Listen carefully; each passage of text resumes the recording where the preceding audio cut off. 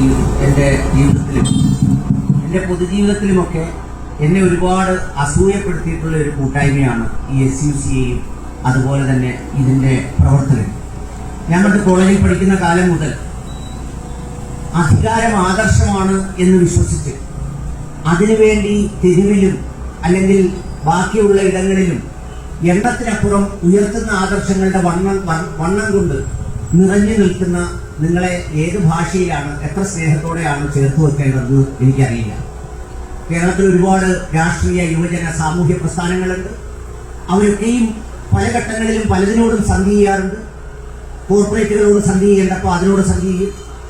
അതോടൊപ്പം തന്നെ പിന്നെ പിന്നെ പിന്നെ സംഭാവന തരുന്നവരോട് അങ്ങനെ സന്ധി ചെയ്യും.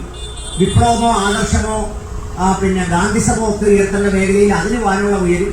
ഇങ്ങനെ നമ്മളിലെ ചില പുതിയ കാലഘട്ടത്തിലെ തൊട്ടിൽ പോലെ താഴ്ന്നും പൊങ്ങിയും കളിക്കുന്ന കാലത്ത് നിങ്ങൾ നിലനിർത്തുന്ന ഒരു ആദർശത്തിൽ ഉറച്ചു നിന്ന് നിങ്ങളുടെ ലക്ഷ്യപൂർത്തീകരണത്തിന് വേണ്ടി നമ്മൾ സാധാരണ പറയത്തില്ലേ, പോരാടി മരിക്കുക എന്ന് അക്ഷരാർത്ഥത്തിൽ ഈ സമൂഹത്തിൽ തെളിയിച്ചിട്ടുള്ള ഒരു സംഘടനയാണ് നിങ്ങളുടെ കൂട്ടായ്മ എന്നുള്ളത് ഏറ്റവും അഭിമാനത്തോടെയും സന്തോഷത്തെയും ആദ്യം പങ്കെടുക്കുന്ന നിങ്ങളുമായുള്ള ഒരു വേദി എന്നുള്ള നിലയിൽ നിങ്ങളോട് ഞാനിത് പറയാനാഗ്രഹിക്കുന്നു.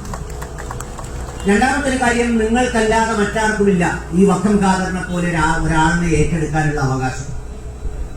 ഇന്നത്തെ കാലത്ത് ഏത് സ്വാതന്ത്ര്യ സമര സേനാനിയും എന്തെങ്കിലുമൊക്കെ ആകണമെങ്കിൽ നമ്മൾ സാധാരണ പണ്ട് ഇപ്പോ കുര്യപ്പുഴ സാറ് പറഞ്ഞ് അവസാനിപ്പിച്ചതുപോലെ ഈ ആദ്യമായി ഒരു നായയെ ശൂന്യാകാശത്ത് കൊണ്ടുപോയിട്ട് ശാസ്ത്രജ്ഞന്മാരെല്ലാം കൂടെ കൂടിയിരുന്നപ്പോൾ ഒരു ശാസ്ത്രജ്ഞൻ പറഞ്ഞു ഇത് ബഹിരാകാശ ഗവേഷണത്തിന്റെ വളർച്ചയാണ്, വേറൊരു ശാസ്ത്രജ്ഞൻ പറഞ്ഞു ഇത് വേറൊരാളിന്റെ വളർച്ചയാണെന്നൊക്കെ പറഞ്ഞപ്പോൾ ഒരാൾ പറഞ്ഞു ഇത് അതൊന്നുമല്ല, പൊക്കാൻ ആളുണ്ടെങ്കിൽ ഏത് പട്ടിയും പൊങ്ങും എന്നുള്ളതിന്റെ തെളിവാണ് ഈ പട്ടി ശൂന്യാകാശത്ത് പോയതെന്ന് പറഞ്ഞു.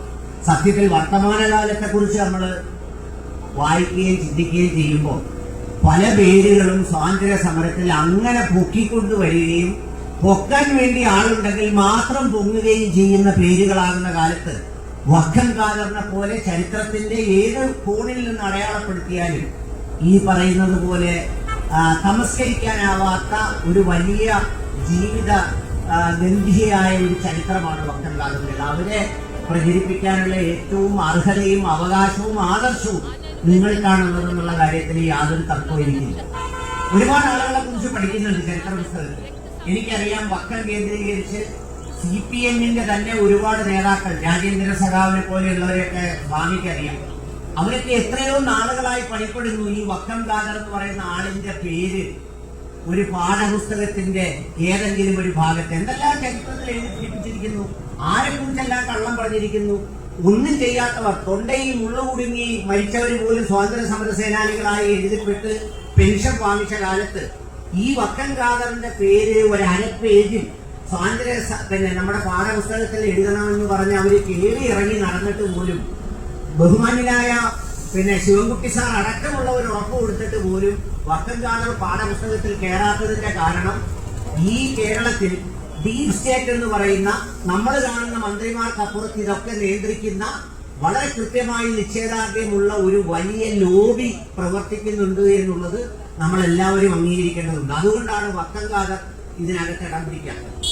പിന്നെ അതുപോലെ തന്നെ വക്കം ഖാദറിന്റെ ചരിത്രം പരിശോധിക്കുമ്പോൾ ഈ പറഞ്ഞതുപോലെ സാധാരണ ഇപ്പൊ ഏത് സ്വാതന്ത്ര്യ സമര സേനാനി ഹിറ്റ് ആവണമെങ്കിൽ സമുദായം ഏറ്റെടുക്കണം. ഇപ്പൊ അങ്ങനെ ഒരു